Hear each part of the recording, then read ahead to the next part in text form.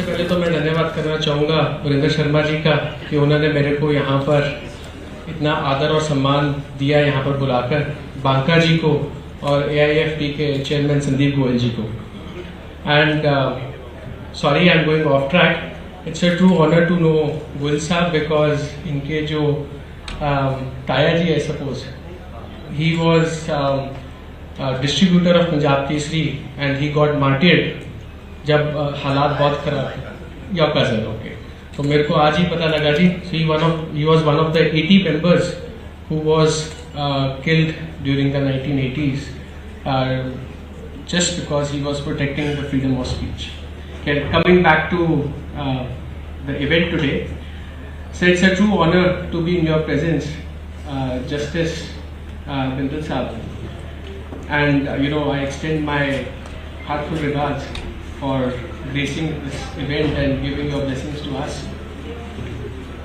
I'm pretty young out here, or since I'm a businessman, a startup also, I've got a small startup which has turned into a big business now. I would like to discuss a few things in my mind, all the problems that I've been facing. So sometimes I joke with my father, मैंने कहा जी तुसी मैनू किसी politician नाल पढ़ा लो, I can fight him. But to fight the Indian tax system is something that scares the hell out of me. Yesterday I got penalized. मैंने अपना tax file किया तो उसमें इंटरेस्ट चार्जेस थे 80,000 रुपीज़ के. तो I got very furious at my team के यार I work so hard day and night. तो 80,000 में तो मेरी हेल्थ इंश्योरेंस हो जाती है साल की. तो why are we paying these interest charges to the government? He said जी बिकॉज जो डिविडेंड था आपका फ्रॉम योर इन्वेस्टमेंट्स, वो 15 मार्च के बाद जो आया वो अकाउंट्स में जब शो हुआ, वो करते करते डेट्स इतनी डिले हो गई कि उसके ऊपर इंटरेस्ट चार्ज है. And I was a bit heart broken because I really work hard to earn every single penny. कितने सारे लोग होते हैं, कितनी सारी एडवर्टीजमेंट पार्टीज होती हैं, कितने लोग नाराज होते हैं, क्लाइंट नाराज होते हैं, उनको खुश करना, it takes a toll on me and it hurts me के for such a thing I'm being charged. इससे अच्छा तो आप cut all my taxes, give me what I deserve is what I ask of Indian government. Although I'm not criticizing Indian government, but I'm trying to bring out a point here that two of my friends, I cannot name them, one is a man whose enterprise is worth 20,000 crore rupees. 3 years ago he said, Abhijay, listen to me. कहता move your tax base out of the country. I said why? I call him, I can name him, उनका nickname use कर लेता हूँ, no one will come to know. I call him आदि भाई क्यों आप ऐसा बोल रहे हो? Like I am a proud Indian citizen. Why would I move my tax base to any other country? कहता भाई businessman का zip code नहीं होता. तो ये हिंदू जितना करते हो, हिंदू जितना हिंदुस्तान करते हो, इसको छोड़ दो. One day you will lose out. At that time I was in 20-25% tax bracket and I thought इससे ज़्यादा क्या चाहेगा. Today I am in a 40% tax bracket. He moved it out. He does not pay taxes to Indian government, yet all his businesses are in India. And this Diwali I met another friend who came from Dubai. मैं कहा यार बड़ी अच्छी travel. मैंने कहा you are coming from a vacation, तो वो भी हाई सीजन में, दिवाली सीजन में तुम दुबई से घूम कर आ रहे हो. कहता भाई साहब I am so sorry I didn't tell you this but I shifted my base to Dubai. Now this man is a self made man, a realtor whose valuations of his real estate assets are to the tune of 2,000 to 3,000 crores. Every day, every third month, I'm hearing this story that people are moving out. Now, what is the problem? The problem is the double taxation system. If ये बातें आप लोगों को पता है, आप मेरे से बहुत बड़े एक्सपीरियंस आपको बहुत ज़्यादा है, but the reason why I am saying this again on a platform like this because जब आप लोगों का feedback ऊपर जाता है, government does listen to you because you are professionals. हम लोगों को फिर वो मीडिया वाले काउंट करके जी वो एंटी सेडिशन दिस दैट बड़ा कुछ लग जाता है हमारे ऊपर to defame the government and all that stuff. So everyone I hope understands what they do. But the thing is we are losing entrepreneurs, we are losing businessman to this double taxation system. अगर मैंने 100 rupees के ऊपर tax दिया है, then why am I being taxed when I buy a car from my own money? Why, if I go to a restaurant, I'm being charged tax again from my tax-paid money? That I have not seen this anywhere in the world. US में भी deductions allow होती. चलो कोई बात नहीं. Let us consider that India में owning a car is a luxury. But what about social security? आज हमारी गवर्नमेंट 40% टैक्स ब्रैकेट में हमें डालकर कोई health insurance, term insurance, education, किसी भी चीज के ऊपर ये चीजें हमारे को जो फ्री मिलनी चाहिए वो नहीं मिल रही है. But I will like to request the government कि हम आपका स्टेट का जो एक्सचेकर का जो बोझ है वो खुद अपनी इंश्योरेंस करवा के वो बोझ को कम कर रहे हैं.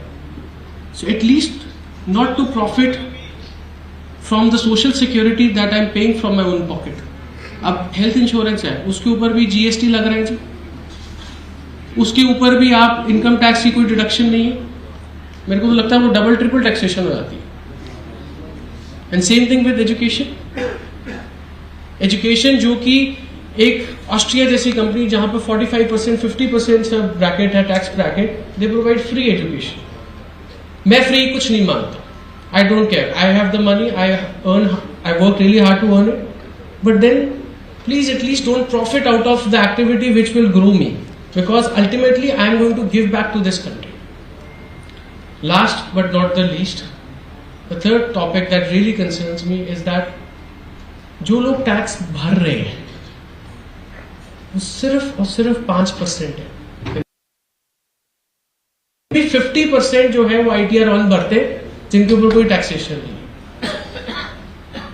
लेकिन जितनी खबरें हम पढ़ते हैं कि फलाने घर में रेड पड़ गई, फलाने घर में रेड पड़ गई, वो तो उस घर में पड़ रही है जो टैक्स दे रहा है. What about the people who are not paying the taxes? Why not focus on those people? और I talk to some senior people जो पॉलिटिकल पार्टी से आते हैं. मैं कहा जी आप कहते जी हमें नाम बताओ. मैं कहा जी आप मेरे को क्या पूछते हो, आप गली के बच्चे से पूछ लो कौन टैक्स नहीं भरता. मैं कहता the only thing is there is no will to look into those areas. America, the people who are working hard should not be made to feel like as if they have done something wrong, ताकि घुटन महसूस ना हो. 2 case तो मैंने आपको बताया जो छोड़ गए. I am sure you have got clients who have left the Indian tax based system. So it's a grave matter of concern and I hope के जो Indian new tax code system आ रहा है उसमें government will listen to the feedback of the society. And I will like to request all of you, शायद आप लोग करते हो शायद ना करते हो जी, you have a very very powerful tool that is called Twitter. आप उसके ऊपर do tag the finance ministry with your feedback. एक आदमी अपनी चीज तभी ठीक कर सकता है जब तो उसके पास फीडबैक है. आप भी इस बात को मानते होंगे कि किसी की भी अप्रोच इतनी नहीं है कि हम फाइनेंस मिनिस्टर को फोन उठा के या चिट्ठी लिख दे या ईमेल लिख दे उसका रिप्लाई आ जाएगा. बट एक जगह से जहां से I know for a fact कि उनको फीडबैक और इनपुट बहुत मायने रखता है, that is Twitter and social media. So if we all collectively focus on giving input to the government through this medium, I think we all can together make a great change. I hope मैंने कोई ऐसी बात ना कर दी हो जो कि गलत हो या किसी को इससे ठेस पहुंचा हो.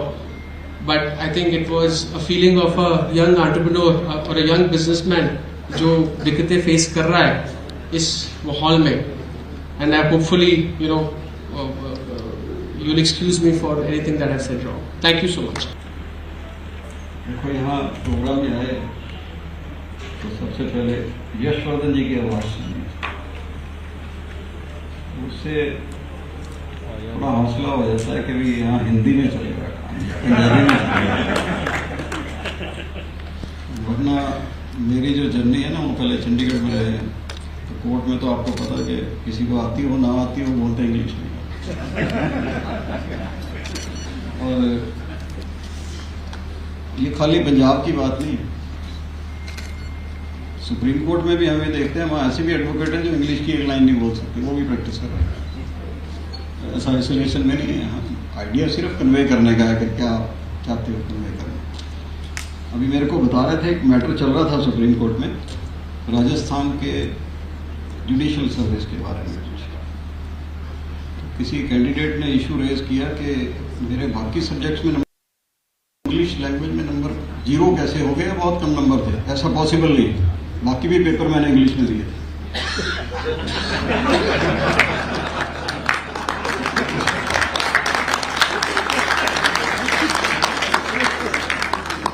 उसके आंसर शीट मंगाई गई सुप्रीम कोर्ट, तो उसको देख के सब हैरान थे कि ये लिखा गया। बट ये है कि दूसरे सब्जेक्ट में वॉटेवर जो भी उन्होंने कहना था वो कन्वे कर दिया, तो इसलिए वो नंबर मिल गया उसमें। पर इंग्लिश में तो वो लैंग्वेज के हिसाब से लिखना पड़ेगा ना, फिर सारी इसमें करेक्ट चाहिए। दूसरी चीज ये कि इसी इंग्लिश से, हिंदी से, पंजाबी से, पहले मैं चंडीगढ़ में था, फिर मैं 2 साल मैंने जम्मू कश्मीर में लगाए, वहाँ भी इंग्लिश हिंदी भी चलती थी। थोड़ा बहुत कश्मीर में हो तो वो थोड़ा उर्दू में भी बोल लेते थे कोर्ट में, मतलब इतना ज़्यादा कोई हार्ड एंड फास्ट नहीं चलता था, आइडिया कन्वे करने का ही था। कैलकाटा में नेचुरली, उसके बाद मैं कैलकाटा गया तो वहाँ तो इंग्लिश का ही था, हिंदी कुछ जो जानते थे कई दफ़ा बोलना भी नहीं चाहते या समथिंग, चलो जो भी। पर लास्ट इलाहाबाद में था तो इलाहाबाद में हिंदी का बहुत प्रचलन है। ये तो आपको इनकी लैंग्वेज से पता लग रहा होगा ना कि वहाँ पे इतने गूढ़ बढ़त वर्ड जो हैं वो हिंदी के यूज़ करते हैं बहुत सारे, जो हमारे को भी अब समझ नहीं आते। मतलब बहुत जो गवर्नमेंट की सारी कॉरेस्पॉन्डेंस है वो हिंदी में आती है, वो कोर्ट में भी हिंदी में ही लगा देते हैं। तो वहाँ एक प्रोग्राम था जिसमें हमारे सीनियर साहब भी गए थे, कुछ फंक्शन था हाई कोर्ट में। तो शुरू में थोड़ा इंग्लिश में हिंदी में चल रहा था, तो मैंने उनको कहा, फिर मैंने कहा भाई इलाहाबाद में है तो यहाँ तो हिंदी में ही चलना चाहिए। टाइम भी जो था वो 11 बजे का टाइम था, सवेरे ही सारे फंक्शन होते हैं। मैंने कहा वैसे भी इंग्लिश जो है हमारे पंजाब में तो 8 PM के बाद ही ज़्यादा होती है।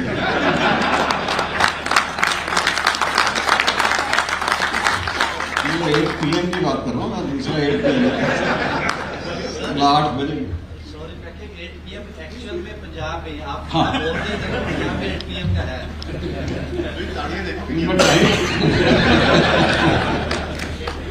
मैं टाइम की बात ही कर रहा हूँ ना, बाकी दूसरे की नहीं कर रहा।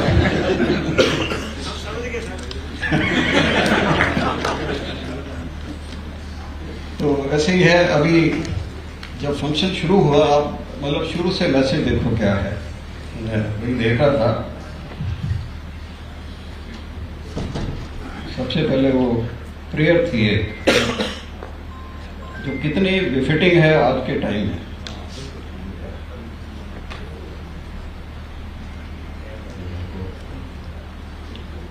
तो शुरू में जब हम आए ना यहाँ पे, तो है हमारी तेरे बंदे हैं, ठीक है, किस टाइम लिखी होगी ये नहीं पता। पहले तो उसमें दे दी उन्होंने आपके गीता की जो सारी एक नचोड़ का हो, नेकी पर चले और बदी से टले। डू योर वर्क, जो भी आप अच्छा काम कर सकते हो करते रहो और उसकी बस फल की चिंता नहीं करो। और ये जो लेट तेरा इंसान घबरा रहा, वो देख रहा है ना पॉल्यूशन क्या हो रहा है। वो खाली पहले हम दिल्ली से कोई फंक्शन इधर उधर होता था ना तो चले जाते थे, इसलिए पॉल्यूशन से बाहर निकलेंगे। अब हम एट होम ही है सब जगह, दिल्ली चले जाओ, चंडीगढ़ में चले जाओ, यहाँ आ जाओ, पोल्यूशन के लेवल सेम है। वहाँ भी 301 वही है, यहाँ भी प्रॉब्लली इतना ही है। तो ये सारा लॉन्ग टर्म आपके हेल्थ को इफेक्ट कर रहा है।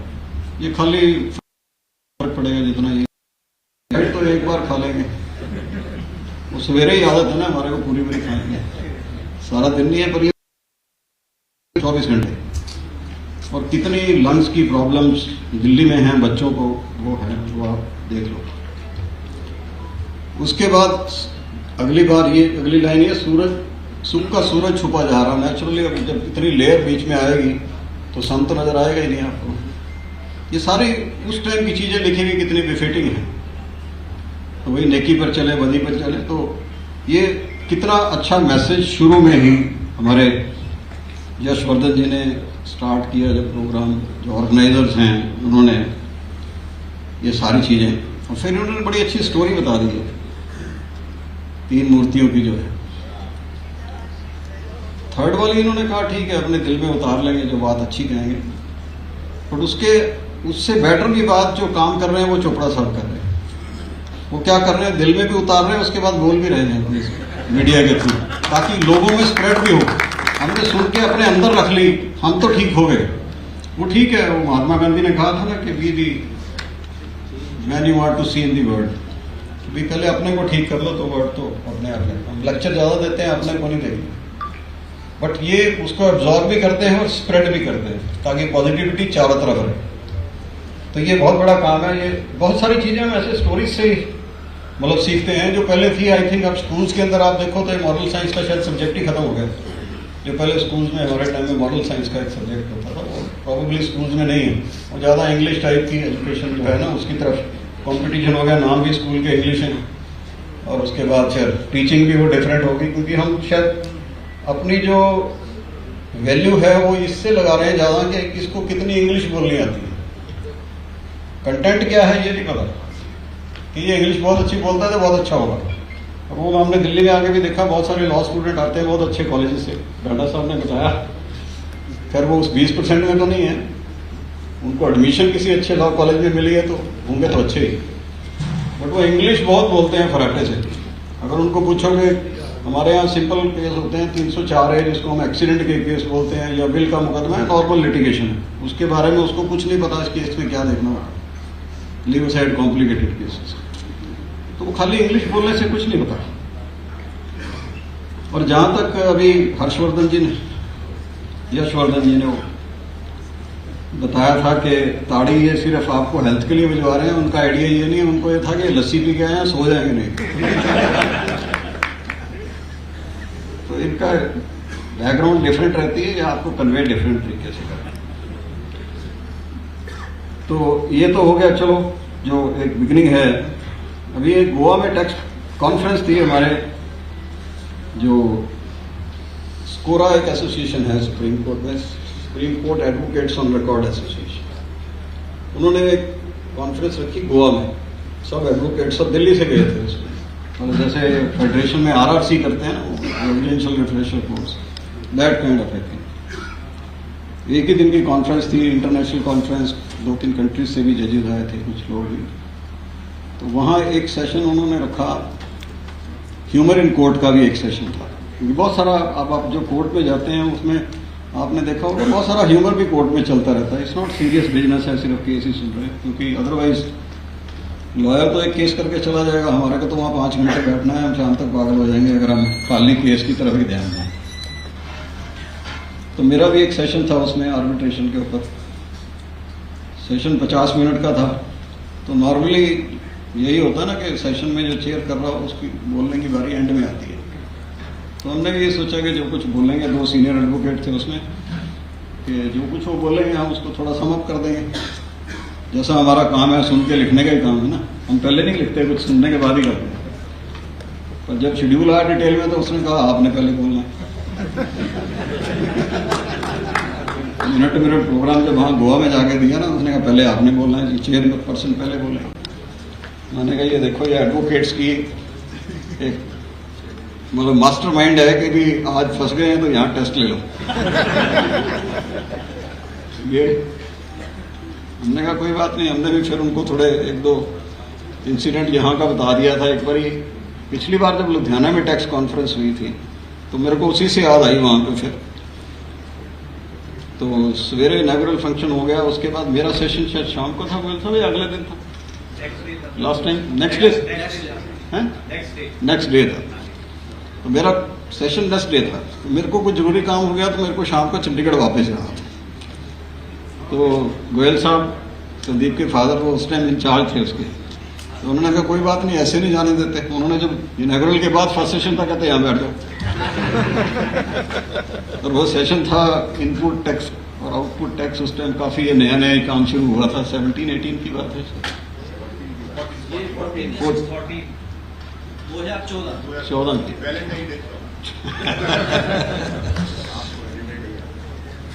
तो हमने भी फिर उसमें क्या बताना था, फिर उन्होंने तो सेशन मेरा डिफरेंट सब्जेक्ट का था। मैंने कहा इनपुट मैंने ले लिया, आउटपुट किसी जजमेंट में देंगे। तो मैंने यही उनको भी वहां बता दिया गोवा में। मैंने कहा भी ऐसे होता है तो फिर इस तरह करना पड़ता है हमारे को।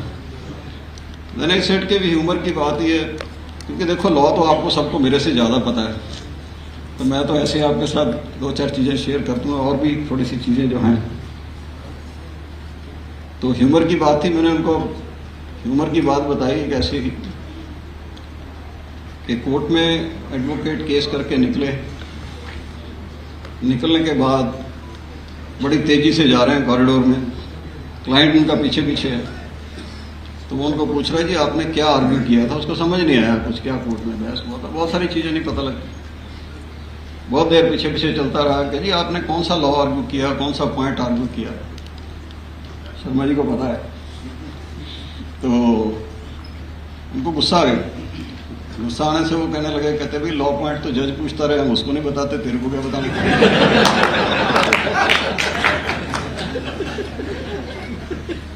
तो अब लॉ पॉइंट की बात हमारे से आप फंक्शन में पूछोगे तो हम नहीं बताते कुछ भी, क्योंकि ना हम बता सकते हैं, क्योंकि वो सब चीजें जजमेंट में ही आती। तो अब मैंने जब ये सुना दिया तो नेचुरली एडवोकेट्स बाद में बोलने वाले थे। उन्होंने इसके ऊपर एक मतलब नेक्स्ट कार्ड दिया। फिर इस हट के जी एक केस आर्ग्यू हो रहा था, 2 जजेस बैठे थे, तो एक उसमें से सो रहे थे बेंच पे। तो नेचुरली अब सेकंड को पता था कि वो सो रहे हैं, तो केस खत्म हो गया। खत्म होने के बाद उन्होंने कहा कि जी जजमेंट तो ये लिखाएंगे। तो नेचुरली विद एक्सपीरियंस वो उठ गए, उन्होंने कहा ठीक है ऑर्डर रिजर्व। फिर उन्होंने उसके बाद की बात बताई, कहते जी शाम को मेरे को टेलीफोन आया कि इसका रिटर्न आर्गूमेंट दो, कुछ उसका जजमेंट को बनाएंगे। तो मतलब ये कोर्ट में ना ऐसे ही चलता है कि मैंने कुछ बात बताई थी, लॉयर ने कहा, उन्होंने साथ ही जज की बता दी। तो ये ऐसे ही कोर्ट में एनेक्डोट्स, ये सारी चीजें चलती रहती हैं। और दूसरी कि यहाँ आने की बात जो है वो नेचुरली इट्स ऑल इनफॉर्मल जो भी है, कि यहाँ आके आप सब लोगों से मिलने की, और कुछ चीज़ें इनफॉर्मली जो पता लगती हैं वो कोर्ट में फॉर्मल आर्गूमेंट्स में नहीं आती कभी, जो वैसे ही हम मिलते जुलते हैं। और एक इम्पॉर्टेंट चीज़ जो मैंने देखी है इन कॉन्फ्रेंसेस के बारे में, वो ये है कि अगर आप बाहर जाइए कहीं कॉन्फ्रेंस में तो वो लंच का टाइम उनका 2 घंटे का होता है। वो इसलिए लंच तो 10-15 मिनट में कर लेते हैं सब लोग, इससे ज़्यादा टाइम नहीं लगता। एक्सचेंज ऑफ आइडियाज जो है वो फ्री टाइम में उसी टाइम होते हैं। ये सारा वन वे ट्रैफिक है। वहाँ आप डिस्कशन से बहुत सारी चीज़ें जो एक्सचेंज करेंगे, डिफरेंट जगह से सब लोग आए होते हैं, तो उसका बेनिफिट ज़्यादा है। तो ये इसलिए इसमें आना बहुत इम्पोर्टेंट है किसी भी कॉन्फ्रेंस में। और मैं जब से फेडरेशन से जुड़ा था 2000 में जुड़े थे, 99 में, और तब से काफ़ी अटेंड की है मैंने एलिवेशन तक। और एक चंडीगढ़ में होस्ट भी की थी, गोयल साहब भी थे उसमें। हम एक मैं था, गोयल साहब थे, और एक मिस्टर कुंबर थे, वो भी पता नहीं। तो उससे भी मतलब बहुत लोग आए वहाँ पे भी, सब सारे हिंदुस्तान से। तो वहाँ भी मतलब हर एक जगह सीखने को मिलता है। और ये चीज़ डांडा साहब यही हैं, मैंने पहले भी कहा बार काउंसिल के फंक्शन में, कि चार्टर्ड अकाउंटेंट्स में एक सिस्टम है कि आपको एनुअली एक उनके कंटिन्यूस प्रोफेशन आवर्स है ना, जो they need to earn to keep the licence alive, वो एडवोकेट्स में नहीं है, जो बार काउंसिल में होना चाहिए। जितने लॉ अब इतने आ रहे हैं, आप अपडेट नहीं रह सकते। पर टैक्स में ये है, डिस्पाइट के कोई रिक्वायरमेंट नहीं है, पर टैक्स के एडवोकेट्स रेगुलरली कॉन्फ्रेंस करते रहते हैं और अटेंड करते हैं। ये बड़ा पॉजिटिव बात है, क्योंकि कॉम्प्लिकेशन भी बहुत है, वो हमारे को पता है कितने हैं इसमें। और एक दूसरी चीज आई थिंक चंडीगढ़ में शुरू की थी, वो भी गोयल साहब चंडीगढ़ में शुरू की थी 3 साल पहले, जो सीनियर्स को ऑनर करने वाला है 17। तो ये एक बहुत बड़ी चीज जो इन्होंने सोची है कि जो हमारे सीनियर्स हैं उनकी जो सर्विस है इस प्रोफेशन को, उसमें उनको रिकॉग्नाइज किया जाए। और इसमें आज तो हमारे एक सीनियर हैं जिनकी प्रैक्टिस शायद हमारी उम्र के बराबर, क्योंकि मेरा 61 का बर्थ है। तो ये सारी चीज़ें हम सीखते हैं उनसे। और अगर हम किसी को गुरु कोई स्कूल कॉलेज में नहीं होते, गुरु प्रोफेशन में भी हैं। डिफरेंट फेजेस ऑफ लाइफ हैं जहाँ हम सीखते हैं किसी को भी अपना गाइड मान के। तो ये सीखने का जो मौका है, अगर आप रिस्पेक्ट करेंगे तो शायद ज़्यादा आपको गुरु मंत्र मिलेगा। अगर आप रिगार्ड नहीं करेंगे तो गुरु मंत्र नहीं मिलेगा। फिर वो फॉर्मल होगा कि ठीक है आप आए हैं, किसी को ज्वाइन कर लिया, और करने के बाद वो कहेगा ठीक है आप काम करते रहो। अगर आप रिस्पेक्ट करेंगे तो वो आपके साथ बिठा के शायद कोई ऐसी चीज़ें बताएगा जिसको थ्रू आउट लाइफ आप याद रखेंगे। वो लेसन जो हैं, क्योंकि आपके पास टाइम होता है तो आप थ्रू आउट लाइफ याद रखते हो उनसे लेसन्स को जो आपको मिलते हैं अर्ली एज में। तो ये बहुत बड़ी चीज़ है जो शुरू की है। एंड मेरे ख्याल मैंने भी लखनऊ में भी थी और भी मैंने कई फंक्शंस पे हाँ बड़ी अच्छी चीज़ शुरू की है। और स्पोर्ट्स की मीट भी शुरू की थी वहाँ पे। इनॉग्रेशन स्टेडियम की मोहाली वाले नए मोहाली स्टेडियम की उसी से हुई थी। फॉर्मल बाद में हुई, मेरे ख्याल फर्स्ट मैच वही हुए। तो वो भी कंटिन्यू रखना चाहिए आई थिंक, क्योंकि उसमें एक तो प्रोफेशनल्स तो आते ही हैं सारे सेमिनार्स में, कॉन्फ्रेंस में। तो उसमें प्लस पॉइंट ये था कि फैमिलीज थी, और फैमिलीज की बॉन्डिंग भी आगे हो। बच्चे उस प्रोफेशन में हैं या नहीं हैं, क्योंकि व्हाट दे से कि फेडरेशन एक ऑल इंडिया फैमिली, मतलब all India family of tax practitioners है, वो फेडरेशन अलग चीज है। सही अगर फैमिली है तो क्यों ना हम आगे भी फैमिली मेंबर्स चाहे टैक्स की प्रैक्टिस में नहीं भी हैं तब भी आपस में जाने। तो इसमें I think this will be another good thing. Tax जो है वो है, इसमें कोई शक नहीं। बट एक चीज मैं देख रहा था कि इसकी वेबसाइट जो है central board of indirect taxes and customs, नाम भी लंबे हो गए इनके। वो मैंने पहले भी एक दो उसमें कहा, देवर सेइंग कि हम टेकअप कर रहे हैं, बट आई थिंक इंप्रूवमेंट नहीं हुई। आपको जजमेंट्स नहीं है उसके ऊपर अवेलेबल हुए भी सर्चेबल मोड में, जो होना चाहिए। जो भी टैक्स रिलेटेड जजमेंट्स हैं अगर वो वेबसाइट पे दें तो उससे बड़ी हेल्प हो जाए। और सर्कुलर्स भी कोई सर्चेबल मोड में नहीं है, सर्कुलर अपलोड कर रखे हैं उन्होंने, if you want to search is with the subject and all that. तो ये हेल्प, अगर टेक्नोलॉजी का एरा है तो गवर्नमेंट को इतनी हेल्प करनी चाहिए कि अगर आप किसी भी सब्जेक्ट पे, किसी सेक्शन पे सर्कुलर देखना चाहें तो अगर अवेलेबल हो हैंडी, तो उसमें एरर का चांस कम होगा, मतलब बोनाफाइड ही रहेगी चीज। अदरवाइज क्या है कि इतनी कॉम्प्लिकेशन, इतने सर्कुलर, आई थिंक 1000 से ज्यादा सर्कुलर आ चुके, क्लैरिफिकेशन ये वो, very difficult to keep a track जितनी हैं। और सुविधा केंद्र तो मेरे ख्याल खोल दिए इन्होंने, हम काफी देर से चल रहे थे। हम कोर्ट में भी हमने सुविधा केंद्र खोल रखे हैं, ई सेवा केंद्र हमने नाम रखा हुआ उसका। हम तो खैर सर्विस फ्री प्रोवाइड करते हैं वहाँ पे, ये शायद चार्ज करते हैं कुछ उसमें, क्योंकि डिजिटल डिवाइड बहुत है हमारे कंट्री में। तो अगर हम हेल्प नहीं करेंगे इसमें सारी चीज़ों में, जो लॉयर्स हैं हमारे छोटे टाउन्स के अंदर, तो अगर कहीं एरर होगी, ये सारा काम ही टेक्नोलॉजी से। कंप्यूटर में आपकी कनेक्टिविटी खराब होगी, लास्ट डेट को है, रिटर्न नहीं फाइल हुई, क्या करेंगे आप? तो इस तरह अगर वो हेल्प करेंगे तो आई थिंक कि ज़्यादा अच्छा सिस्टम चल सकेगा। अब शायद थोड़ा स्टेबल हो गया एज कम्पेयर टू जब 17 में आया था। तो शुरू में तो इनकी वेबसाइट ही जो थी वो सारा सिस्टम ही ब्रेकडाउन पे ही था, क्योंकि लोड इतना हो गया शुरू में। चैटबॉट भी मैं देख रहा था, उसमें आंसर करने के लिए वो कुछ AI भी यूज़ कर ली इन्होंने। जहाँ तक कलेक्शन की बात है, यस कलेक्शन बहुत अच्छी हो रही है, इसमें कोई शक नहीं। 23-24 में तो 20 लाख करोड़ पे चली गई। बट आप इवेजन की बात देखेंगे अगर, तो 2022-23 में मैंने कहीं डाटा देखा तो 1,32,000 करोड़ का इवेजन इन्होंने पकड़ा था, जिसमें से अबाउट 33,000 करोड़ लोगों ने वॉलंटरी जमा करा दिए। दिस इज व्हाट दे से। 23-24 में फिगर बढ़ के डिटेक्शन की 2,37,000 करोड़ हो गई और डिपॉजिट हुए 34,000 करोड़। और अभी 3 महीने में ही अबाउट 40,000 करोड़ की डिटेक्शन है और 5,800 करोड़ डिपॉजिट हुए। तो चोरी का काम तो साथ साथ चल ही रहा है।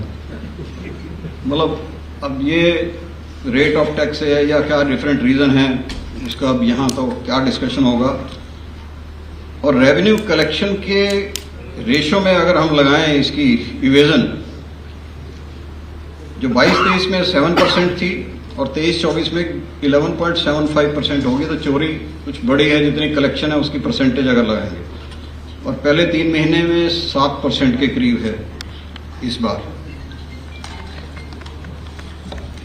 और ऐसे ही फेक आईटीसी की फिगर्स जो हैं वो भी बढ़ रही हैं। 22-23 में 24,000 करोड़ थे, 23-24 में 36,000 करोड़ हो गए और अभी 3 महीने में ही 10,000 करोड़ है एक ही क्वार्टर में। तो यानी कि वो 40 के करीब अप्रॉक्सीमेटली एक क्वार्टर में 10 हैं। सो ये भी इंक्रीज साइड पे है। और अगर आप लिटिगेशन लें तो लिटिगेशन जो है वो फेक आईटीसी के बारे में, जो टोटल लिटिगेशन है डिपार्टमेंट की, वो 20% है फेक आईटीसी की लिटिगेशन। और नॉन पेमेंट ऑफ टैक्स की है या अंडर वैल्यूएशन, और ये अबाउट 46% लिटिगेशन डिपार्टमेंट की इस कैटेगरी में है। तो ये 2 बहुत मेजर एरिया हैं। और अगर आप रेशो फेक आईटीसी की रेवेन्यू कलेक्शन से लें तो 22-23 में ये 1.33% थी, 23-24 में 1.80 हो गई, वो वहाँ भी परसेंटेज बढ़ गई। और फर्स्ट क्वार्टर के अंदर वो 1.86 है, वो भी बढ़ रही है। सो ये बहुत मतलब जहाँ जहाँ कलेक्शन बढ़ रही है साथ ही साथ इसका भी रेशो जो है वो कंपैरेटिवली बढ़ रहा है। तो ये एक एरिया है। और इसके अंदर मैंने देखा 2-3 न्यूज़ थी। एक तो अभी 24 की न्यूज़ ही है, अक्टूबर 24 की, प्रॉब्ली गुजरात की कहीं की, कि सम प्रोफेशनल्स वर इन्वॉल्व, वो बड़े फेक आईटीसी उसके अंदर कुछ उन्होंने फेक फॉर्म्स बना के किए। तो उसमें कहीं हमारे कुछ ब्लैक शीप्स जो हैं वो इन्वॉल्व हैं, वो एक्सेप्शन है। अदरवाइज रेवेन्यू कलेक्शन अगर बढ़ रही है तो उसमें भी हमारा रोल है प्रोफेशनल्स का, जो प्रॉपर गाइड कर रहे हैं उनको। एक एंगल दूसरा है, जैसे चोपड़ा साहब ने बताया, उसमें कोई शक नहीं, बहुत सारे लोग बाहर शिफ्ट कर रहे हैं for different reasons and tax में भी one of them. But still एक चीज़ तो हम लगाएंगे कि अगर हमारा रेवेन्यू का कलेक्शन रोबस्ट हुआ है पिछले 5-6 साल में या 10 साल में आप कहें, तो कंट्री की इमेज कितनी बड़ी है, इकोनॉमिक पावर कितनी है। वर्ल्ड में आप इमेज देखो हमारे कंट्री की कितनी बड़ी है। तो कुछ नेशनलिज्म मतलब लोगों में है। एक एग्जांपल मैं आप सबको याद है कि एक कंट्री है हमारे नेबर में छोटा है, तो वहाँ कुछ उनके कंट्री के किसी मिनिस्टर ने हमारे प्राइम मिनिस्टर के बारे में कुछ बोल दिया था, और उसके बाद किसी ने को कुछ नहीं कहा। ये हमारी नेशन की फीलिंग थी सबके लिए कि हमने उस कंट्री को थोड़े दिन में दिखा दिया कि हम क्या कर सकते हैं। एज ए यूनिट हम होंगे सब, तो लोग हमारे पीछे घूमेंगे, ये सबको पता है। और अभी आप देख रहे हो कि वर्ल्ड में वार हर जगह, और सब लोग देख रहे हैं कि हिंदुस्तान उसका सोल्यूशन निकाल सकता है। पहले हिंदुस्तान को कौन पूछता था? एक हम थर्ड वर्ल्ड कंट्री की तरह कहीं पड़े थे, बैगिंग बाउल लेके इधर उधर घूमते थे। अब ये देखो कि हम कितने कंट्रीज को सपोर्ट भी करते हैं। अब कोविड के टाइम में देखो हमने कितने कंट्रीज को सपोर्ट किया। ऐसे ही कंट्री की इमेज नहीं बनती या किसी लीडर की इमेज नहीं बनती अनलेस हम दूसरे के लिए कुछ करें। और ये हमारे यहाँ पंजाब में तो वैसे ही कल्चर है, यहाँ तो अतिथि देवो भव तो शुरू से है कि जो भी आ गया उसको सिर पे बिठा के रखते हैं। तो ये तो हमारी कल्चर है। ये बल कोई भी पूछता है, कोई देखता है कि कोई आ गया, तो हम अपने से ज़्यादा उसके लिए करते हैं। वो एक लाइटर, उसमें बात होती है कि कोई अच्छी सी क्रॉकरी है ना, वो अंदर रखते हैं क्योंकि गेस्ट आएगा उसके सामने। तो हमारी एक मेंटल वो है कि उसको जितनी रिस्पेक्ट हो सके उतनी देंगे। ट्रिब्यूनल एक बड़ा पॉजिटिव सा एक न्यूज़ है, जो अभी सिलेक्शन प्रोसेस चल रहा है। अदरवाइज तो 7 साल से ट्रिब्यूनल ही नहीं था, तो फैक्ट फाइंडिंग हाई कोर्ट में तो उतनी नहीं होती। तो मतलब बहुत सारे लोगों को शायद उसमें सफ़र भी किया होगा इस सारी चीज़ों में, इसमें कोई डाउट नहीं है, क्योंकि रिट जुरिस्डिक्शन में उतनी फैक्ट फाइंडिंग नहीं हो सकती जितनी ट्रिब्यूनल में, आप अपीलेट अथॉरिटी में ट्रिब्यूनल में जाएंगे। So that's a good sign. I think जल्दी ही उसका कॉन्स्टिट्यूशन हो गए, बेंचेस सारे ऑपरेट करना शुरू कर देंगे। चेयरमैन तो अपॉइंट हो गए थे, उसकी सिलेक्शन चल रही है, जो मेंबर्स हैं दूसरे हैं सारे। टेक्नोलॉजी के बहुत अपने फ़ायदे हैं जो जीएसटी में यूज़ हुई है, and one of the major I think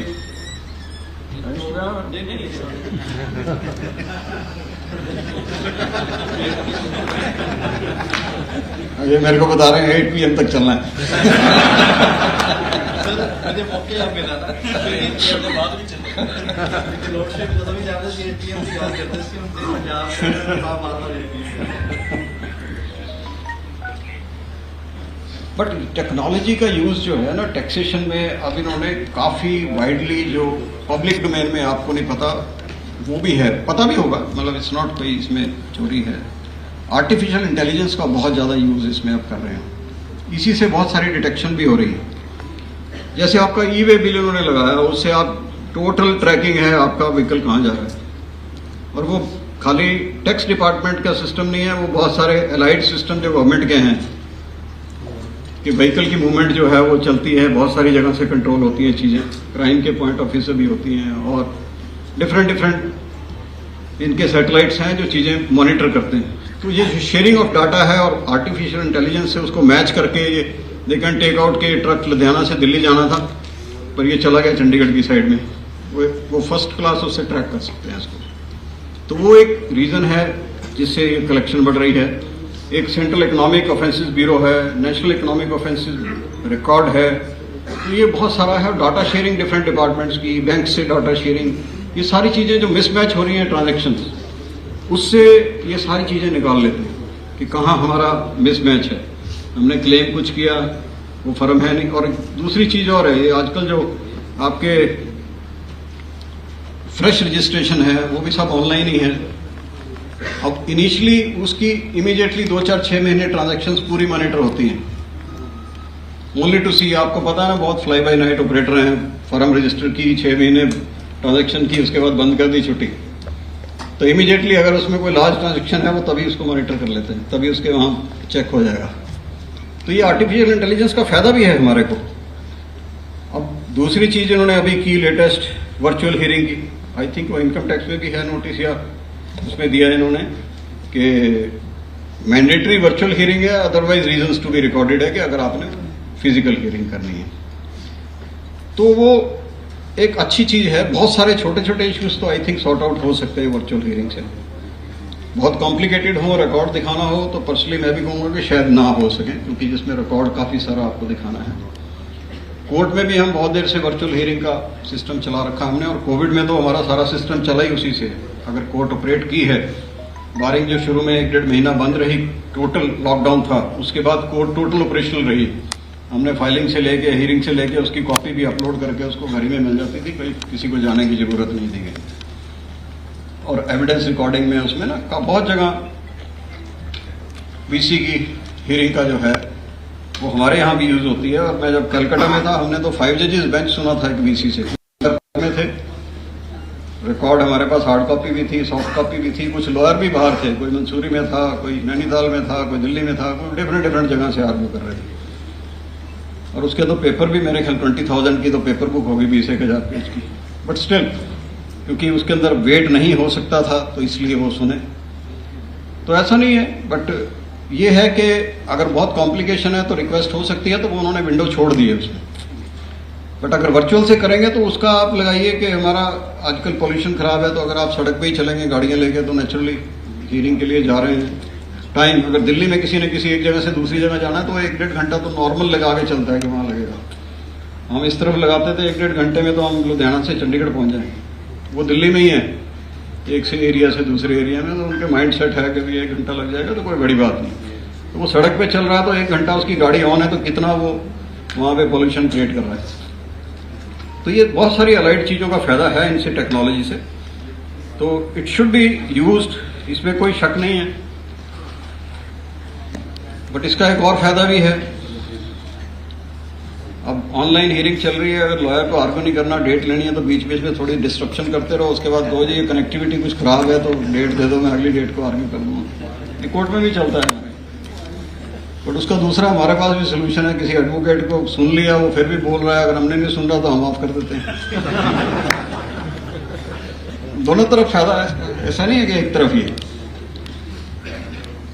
और दूसरा फिर एक पुराना जोक है इसमें कि उस टाइम की बात है जब ये टेलीफोन की कॉल ना मिला के करते थे, वो आप बुक कराओगे वो मिलाएगा, 180 नंबर होता था। तो इंटरसिटी भी, इंटरनेशनल तो खैर वो हफ्ते 10 दिन के बाद मिलाते थे कभी। तो उसमें ऐसे एक बेटे ने फादर को टेलीफोन किया, वो हॉस्टल में पढ़ता था कहीं, तो उसने कहा जी मेरे पैसे ख़त्म हो गए हैं तो मेरे को पैसे भेज दो। तो फादर कहे हेलो हेलो, बोलता रहा हेलो हेलो, तो बीच में से ऑपरेटर बोला, कहता है जी वो उसकी आवाज़ तो क्लियर आ रही है, आप सुन नहीं रहे हो? तो ये कह रहा है बात, कहता है तेरे को सुन रहा है तो तू भेज दे। तो इस तरह का भी सिस्टम है, ऑनलाइन का सिस्टम ऐसे ही है बीच में कोई हो।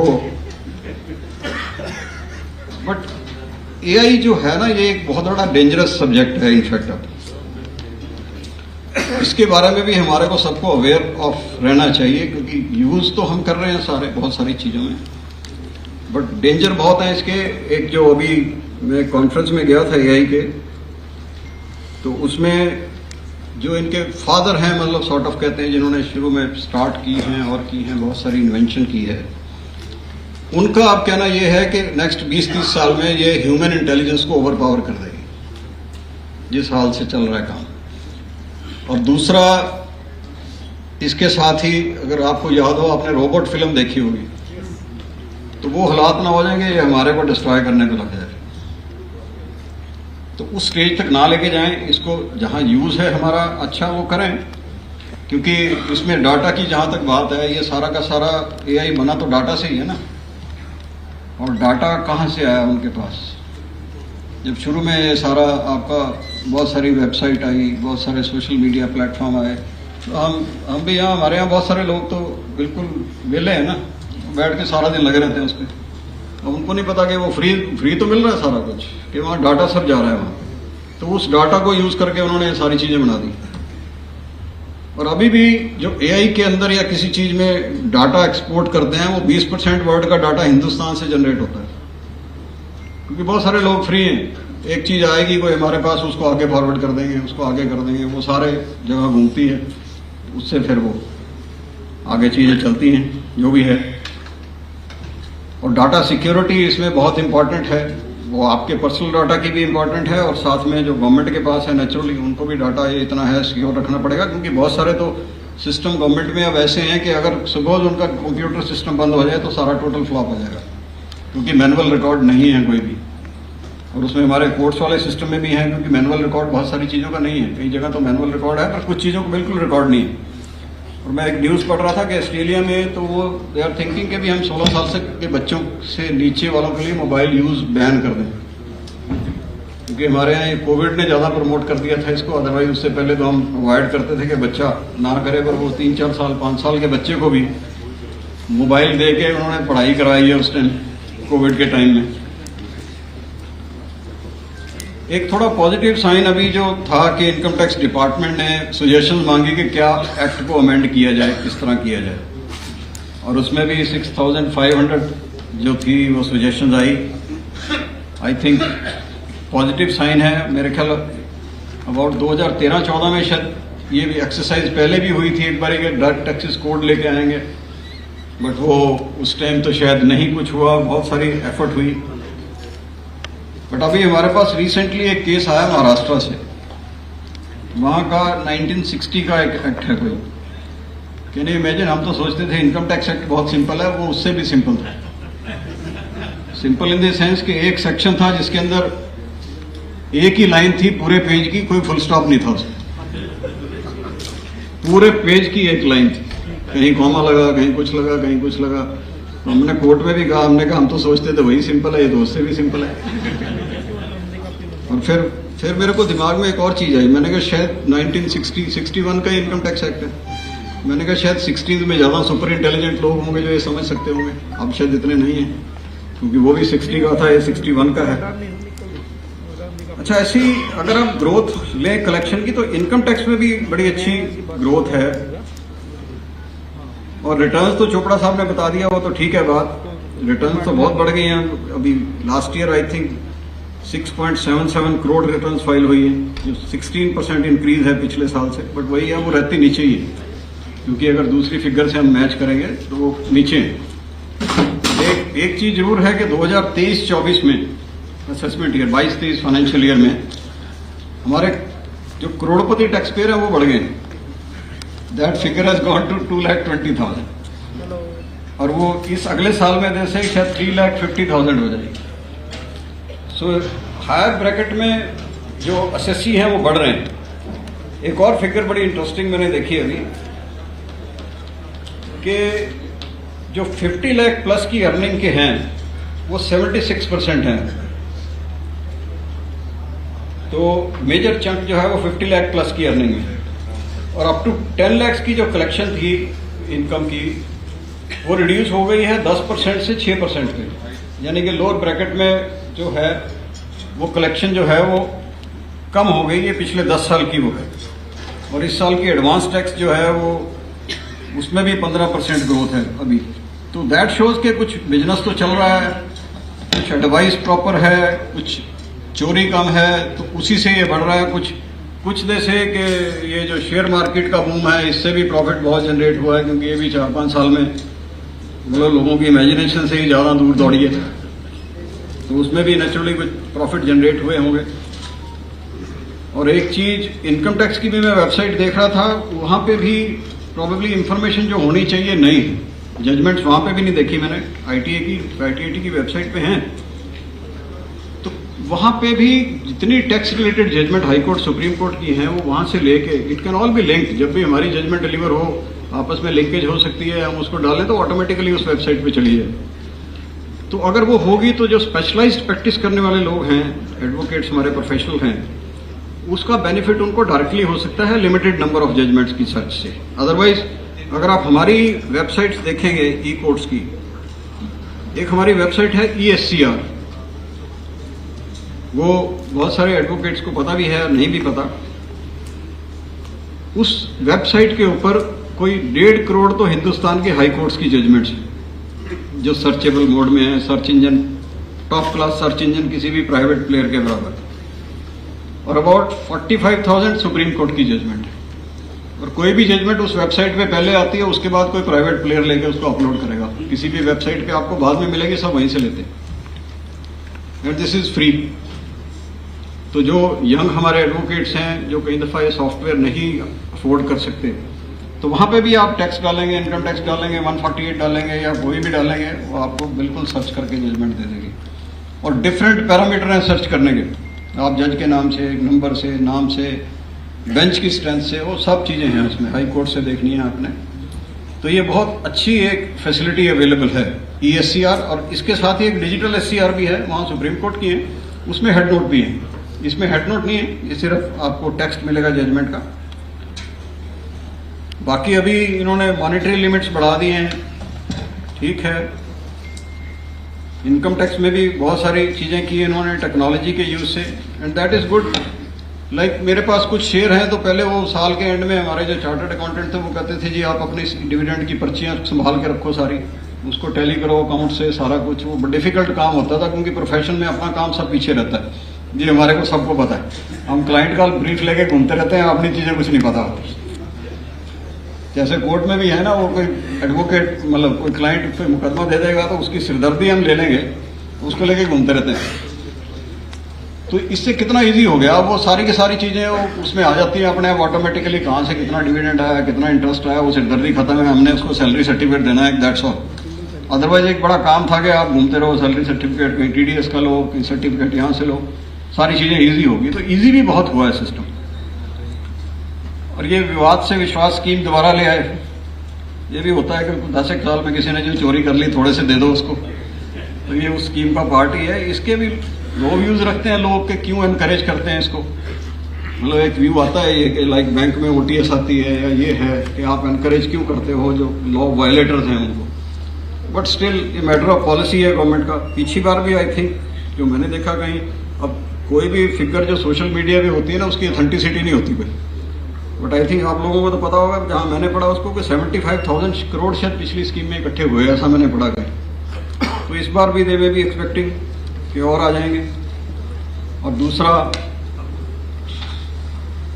ये कि एक पैटर्न चेंज हो गया अभी पिछले 3-4 साल में। 2021 के अंदर इनडायरेक्ट टैक्सेस का शेयर था 53% और डायरेक्ट का 47 था। और ये 23-24 में 57 डायरेक्ट का हो गया और इनडायरेक्ट का 43 हो गया। वो ठीक है, जैसे चोपड़ा साहब ने बताया, हर एक जगह जहाँ जाओ हमारे को टैक्स तो देना ही है, तो अल्टीमेटली तो थोड़े से ही बचते हैं, but still this is what we have to do. ये कोई अनअवॉइडेबल चीज़ है, इसके बिना as the life and death. तो ये देश से जो एक्सपर्ट्स हैं कि this is a positive step कि डायरेक्ट टैक्सेस का रेवेन्यू बढ़ा है। और एक और चीज़ आपसे सजेशंस में देते भी होंगे या दी होगी कि कई कंट्रीज में यहाँ पे भी है बहुत सारी encouragement seeing the pollution level now कि ग्रीन टैक्स इनिशिएटिव्स हैं बहुत सारे, बहुत कंट्रीज में देते हैं। हमारे यहाँ भी हैं बहुत सारे चीज़ों में दिए हुए, वो डिटेल करने की यहाँ ज़रूरत नहीं है, बट एक ये प्रमोट करना चाहिए seeing the position of environment, कि वो प्रमोट करें ऐसी चीज़ों को सम टैक्स रिलीफ से कि जहाँ हमारे एनवायरनमेंट को इफेक्ट है या पॉजिटिव टू द एनवायरनमेंट है सारा।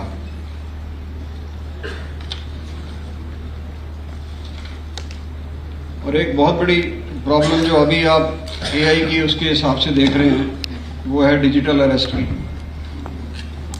वो आई थिंक एक बहुत इम्पॉर्टेंट एरिया है जिसमें आपको सबसे पहले तो फैमिली को ही अप्राइज कराना ये है क्या चीज़, क्योंकि कई दफ़ा तो वो फैमिली मेंबर को ही टेलीफोन कर देते हैं ना कि जी मैं प्रॉब्लम में हूँ, फटाफट 2-3 लाइनें बताइए और पैसे ट्रांसफ़र कर दे, दोबारा कोई कनेक्शन नहीं है, वो कुछ नहीं है, आप पैनिक हो गए, कुछ ना कुछ कर दोगे। ऐसे इंस्टांस हैं बहुत सारे, और बहुत सारे इंस्टांस तो ऐसे हैं कि बड़े बड़े इंडस्ट्रियलिस्ट उन्होंने डिजिटली अरेस्ट कर दिए। हाँ, मतलब जो सारी चीज़ों से अवेयर हैं, सारी चीज़ों से डेली बहुत सारी चीज़ें डील करते हैं, पर वो क्या करते हैं आप ये इमेजिन कर सकते हो। तो इसमें आपके अपने क्लाइंट्स को भी, फैमिली को भी, और जहाँ पे भी हो सकता है इन सारी चीज़ों से हमारे को सबको अवेयर कराना जो है ना वो बहुत ज़रूरी है। अदरवाइज इस स्कैम की फिगर जो फर्स्ट क्वार्टर 23 के अंदर थी वो 120 करोड़ थी। तो ये स्कैम जो है वर्ल्ड ओवर बहुत बढ़ता जा रहा है। आई थिंक ये टेक्नोलॉजी से हमारे को पॉजिटिव तो बहुत मिल रही हैं चीज़ें, बट ये बहुत सारे नेगेटिव एस्पेक्ट भी हैं, क्योंकि बहुत सारा डाटा है लेके, एक वो डार्क नेट है, एक तो इंटरनेट है ना, एक डार्क नेट है। डार्क नेट में सारे काम, ये जो काले काम हम कहते हैं ना, वो वहीं होते हैं। वो डाटा बेचते हैं, ये आपने देखा ना, डाटा लीक हो गया, इधर से हो गया, या आपका, और आपका डाटा सारी जगह है, बैंक में है, जहाँ जाओ आपका मोबाइल नंबर, आधार नंबर, सारी चीज़ें अवेलेबल हैं, फिंगरप्रिंट भी मिलेंगे, सब कुछ मिलेंगे। अगर कहीं से डाटा लीक हो गया तो आपका कहाँ क्या मैनेजमेंट कर दे वो आपको नहीं पता। तो वो डाटा सिक्योरिटी जो है और ये सारा डिजिटल पार्ट जो है, आई थिंक ये बहुत इम्पॉर्टेंट है। थीम कॉन्फ्रेंस का ये बता ही दिया था, वो हमारे काम में भी ऐसे होता है ना, जो पहले अगर 3-4 जज हों तो डिफरेंट ओपिनियन देने के बजाय हम आई एग्री कर देते हैं, तो वो आई एग्री तो मैंने सबके साथ ही, क्योंकि शुरू से ही वो सारी चीज़ें आपको बता दी। वृद्धि तो यहाँ वृद्धि के लिए है ना, एडिशन ऑफ नॉलेज के लिए। सब्जेक्ट भी आई थिंक जो लाइव हैं बिल्कुल 148, आपको पता है कितनी ऊपर नीचे लिटिगेशन चली है उसकी, और ये अभी भी चलेगी, क्योंकि हमारी जो स्टेट है ना वो वेलफेयर स्टेट है, उन्हें सबका वेलफेयर देखना है, तो उसमें प्रोफेशनल भी हैं, वो ये नहीं है कि दूसरे लोगों को खाली देखते हैं। तो जीएसटी के ऊपर भी जो सेशन है वो सारे इंपॉर्टेंट इश्यूज हैं, और बहुत सारी चीज़ें जो हैं वो डिस्कशन से क्लियर भी होती हैं जब क्वेश्चन आंसर सेशन में होती हैं। तो I think with these words I am thankful that I have been given an opportunity to be with you. Thank you.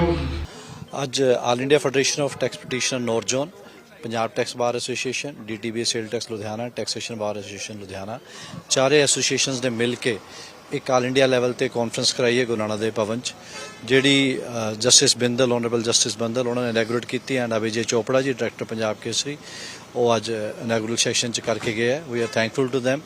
ਜਿਹੜੀ ਟੈਕਸ ਕਾਨਫਰੰਸ ਹੈ ਇਹਦਾ ਮਕਸਦ ਮੇਨ 2 ਸੈਕਸ਼ਨਸ ਅਸੀਂ ਇੰਪਲੀਮੈਂਟ ਕੀਤੇ, that one section is 148A, 148 section ਹੈ ਜਿਹਦੀਆਂ high court ਤੋਂ supreme court ਤੱਕ ਕਾਫੀ ਰਿਟ ਪੈਂਡਿੰਗ ਹੈ।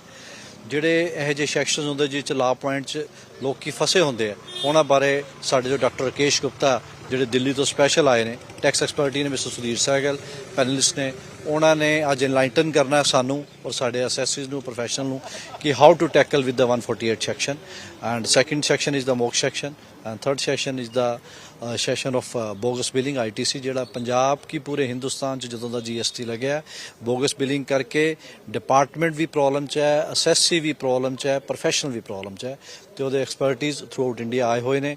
ਉਹ ਅੱਜ ਸਾਰਿਆਂ ਨੂੰ ਇਨਲਾਈਟਨ ਕਰਨਗੇ ਸਭ ਨੂੰ ਕਿ ਕਿਸ ਤਰ੍ਹਾਂ ਇਹ ਬੋਗਸ ਬਿਲਿੰਗ ਦੇ ਇਹੋ ਜਿਹੇ ਕੰਮ ਤੋਂ ਬਚਿਆ ਜਾ ਸਕਦਾ, ਕਿਸ ਤਰ੍ਹਾਂ ਕਲਾਇੰਟ ਨੂੰ ਅਵੇਅਰ ਕੀਤਾ ਜਾ ਸਕਦਾ ਕਿ ਤੁਸੀਂ ਇਹੋ ਜਿਹੀ ਕੰਮ ਦੇ ਵਿੱਚ ਜੇ ਇੰਡਲਜ ਹੁੰਦੇ ਹੋ ਤੇ ਆਪਣੇ ਆਪ ਨੂੰ ਕਿੱਦਾਂ ਪ੍ਰੋਟੈਕਟ ਕਰਨਾ ਹੈ, ਕਿਹੜੀਆਂ ਰੈਮੀਡੀਜ਼ ਹੈ ਵੀ ਤੁਸੀਂ ਜੇ ਕੋਈ ਤੁਹਾਨੂੰ ਬਿੱਲ ਦੇ ਕੇ ਜਾਂਦਾ ਗਲਤ, how you can protect yourself.